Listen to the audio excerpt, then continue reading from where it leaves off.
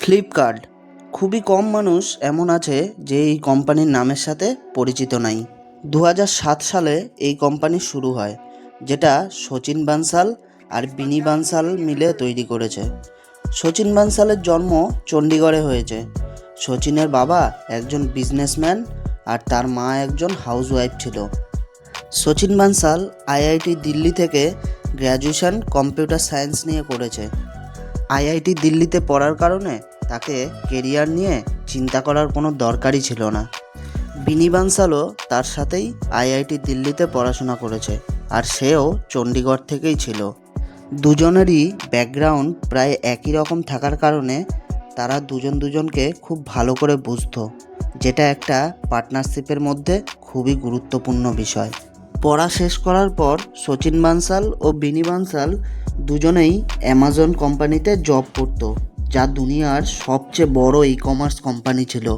অ্যামাজনে কাজ করার সময় তার নিজস্ব ই কমার্স কোম্পানি খোলার আইডিয়া চলে আসে, আর নিজস্ব ই কমার্স কোম্পানি খোলার জন্য সচিন আর বিনি একসাথে অ্যামাজনের মতন সব বড় কোম্পানি ছেড়ে দেয়, যেটা একটা খুব বড় রিস্ক তো ছিল, কিন্তু কথায় আছে না যে রিস্ক নেওয়ার সাহস রাখতে না পারলে সে জীবনে কিছুই করতে পারে না।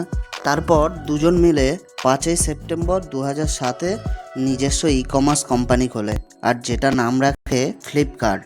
ফ্লিপকার্ট যখন ইন্ডিয়াতে খোলে, ইন্ডিয়াতে তখন ই কমার্স কোম্পানি ছিল না বললেই চলে। আর যেই কোম্পানিগুলো আগে থেকে ছিল সেগুলো মানুষের চিন্তাভাবনার জন্য ফেল হয়ে যাচ্ছিল। সেই সময় মানুষের চিন্তাভাবনা ছিল যে কোনো জিনিস না দেখে না ছুঁয়ে কি করে কেনা সম্ভব, আর মানুষ তখন জিনিস কেনার আগেই অনলাইন পেমেন্ট করতেও চাইতো না। আর তখন সচিন বানসাল আর বিনি বানসাল মানুষের চিন্তাভাবনায় ক্যাশ অন ডেলিভারি নিয়ে এসে চেঞ্জ করে দেয়, যেটা ইন্ডিয়াতে ফার্স্ট টাইম ছিল। তার আগে সমস্ত অনলাইন শপিং অ্যাপস শুধুমাত্র ডেবিট কার্ড আর ক্রেডিট কার্ডের মাধ্যমেই টাকা নিত, যেটার ওপর মানুষ খুব বেশি ট্রাস্ট করতো না। এই কোম্পানি 2007-এ শুধুমাত্র বই বিক্রি করে শুরু হয়েছে। শুরুতে সচিন আর বিনি নিজেরাই স্কুটারে করে বই ডেলিভারি দিতে যেত, আর বইয়ের দোকানের সামনে দাঁড়িয়ে নিজেদের টেমপ্লেট বিলি করত। সচিন ও বিনি বানসালের পরিশ্রম আর সততা এক নতুন রং নিয়ে আসে, আর 2008-09 সালে ফ্লিপকার্ট 40 মিলিয়নে সেল করে দেয়। আর এটা দেখার পর ইনভেস্টররাও কোম্পানির ওপর ইন্টারেস্টেড হয়, আর ফ্লিপকার্টে প্রচুর টাকার ফান্ডিং করে। তারপর থেকে এই কোম্পানি কখনোই পিছন ঘুরে দেখতে হয় না, আর তার গ্রোথ কয়েক গুণ হয়ে যায়। 2014-তে ফ্লিপকার্ট মিন্ত্রা.com-এর মতন বেশ কিছু অনলাইন শপিং সাইটকে কিনে নেয়।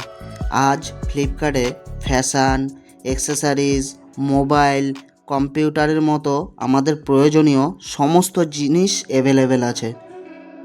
আর 2016-তে ফ্লিপকার্টের সেল 40 বিলিয়নে পৌঁছে যায়।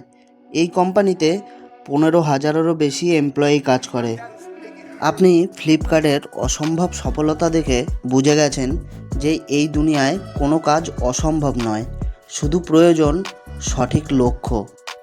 কারণ যে কাজ সঠিক লক্ষ্য নিয়ে করা হয় তাতে সফলতা ঠিক আসবেই।